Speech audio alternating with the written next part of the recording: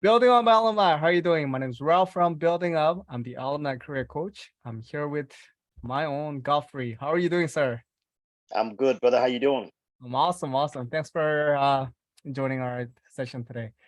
Godfrey, Great. I always ask for your wisdom and your skills and experiences to share with the mentees, right? And Okay. today I wanted to talk to you about a good key question. But before we do that, tell us who you are. My name is Godfrey Ejogu. I am a member of Local 506. I presently work with a company called Belmont Concrete Finishing, and I'm a Red Seal slash journeyman in construction. Congratulations, you're amazing. All right. Thank you. Thank you. You Yeah, are ambassador from Building Up, also absolutely. mentor from the Building Up as well, right? And alumni Yes, as well. exactly. I wear So lots of caps for building up. exactly. We Yeah, always yeah, appreciate your presence. yeah, yeah. So today I wanted to seek your advice to be a reliable and a competent worker. What do you mean by that? Basically, the very first thing for you to, when you're working, you have to have a good work attitude. That's very, very key in your work environment. That's gonna like take you places, basically, right? And then, much as it's very, very important for you to be a competent worker, competent in the sense that you have rich skills. You could, without supervision, you're able to carry out your day-to-day task. With limit, I mean, there are no, well, basically carry out your day-to-day task. Without limitation. Mm-hmm, mm-hmm. But it's extreme. I use the word extremely important for you to equally be a reliable worker. From my experience on the job, I've seen guys that are very good in what they do, but they are not reliable. For instance, the company might dispatch them or schedule them to go do a job, and then they will be throwing tantrums. It's either they'll tell you it's too far, it's too cold, one excuse or the other. In some extreme cases, they end up not even showing up for the job. And then you get there, and then the company, it's in kind of let me use the word a dilemma, because the job has a timeline to deliver upon. And Exactly. maybe company A is finishing on Monday, and they're expecting to bring company D or C into it on the next day. And if you're not able to finish yours, that's going to affect the schedule of the job.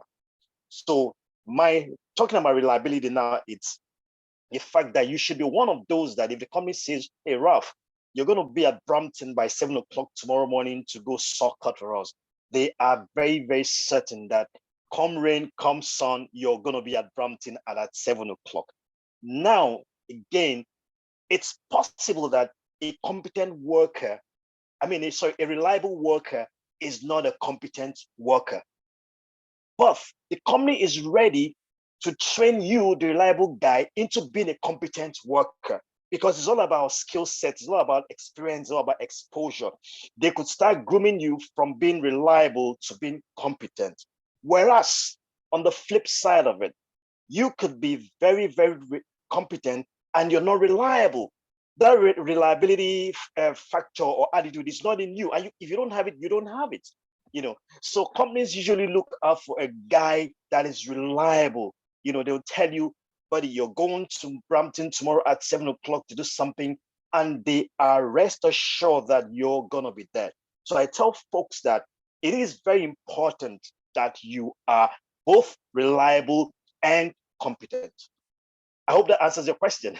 Absolutely, absolutely. You know Okay. what? That's one of Yeah, the most important thing when it comes to career. true, true, Um, true. you have to keep your words, right? That's it. Hmm. That's it. Yeah. Yeah, Um, yeah. that is one of the most important thing when it comes down to starting your new career at the trades, and it's not hard, right? It's It's not at something all. anybody can do it, Absolutely. but Let not me share an everybody can do it. experience. Sorry, brother. Let me share experience with you. I was on a job one time like that, and then a guy he was emotionally down, right? So his super came and asked, his foreman came and asked him, buddy, what's wrong with you? He said, oh, I lost my pet yesterday and I'm in a very bad state of mind. So the foreman was like, so what do you want us to do about it? The guy said, you know what? I don't feel like I can't I can't walk today. The guy packed his bag and the guy left. Now, normally we're humans, people are bound to have some stress sometime. But you need to understand the fact that you don't bring your stress at home to the job. Now, the guy ended up leaving the job. What happened that day was on a Friday at 9 o'clock in the morning. So what the foreman did was to appeal to his other teammates that, guys, we have to have this job done. And they ended up spending like extra 2 hours to make sure that the task was delivered. Now, would they think the job was done?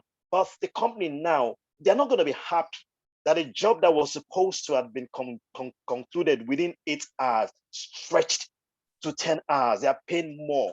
So they'll ask questions. Why did you guys have to stay an extra 2 hours? It all comes down to the fact that, well, Tony said he lost his pet yesterday. He couldn't work. And that's not the first time Tony is having such issues. So that's what brings us reliability. You understand what I'm trying to say? If it's somebody else, like I said, we're humans. You can, you lost your pets. You lost your pets. It's behind you. What you should do is go to work, do your work to the best of your ability. Make sure that the work is done. Then retire back and you can still brood on whatever issue you had. The job has to be done because that's why you're earning your living to be able to afford even to feed the pet in question. So why would the job suffer because of you lost your pet? So I just use this analysis or analogy to kind of buttress the fact that you have to be a reliable worker and everything. Yeah. Absolutely. I Yeah. absolutely agree with you. Yeah. Well, thanks for sharing your wisdom. And then I'm sure this can it's a relevant story to everybody. And then I hope Yeah. they keep it all and then find the path that they wanted to, right? No problem at all, man. But I'm always ready to share my experiences with whoever wants to listen and learn. Listen and learn. Thank you very much. Yeah, Really yeah, appreciate yeah, your yeah. feedback. Thanks, All Ralph. right. Have a beautiful one, I'll see man. you Yeah. again next time. Thank you, sir. Okay, brother. Take care, Bye man. bye. Thanks, man. Bye. Yeah.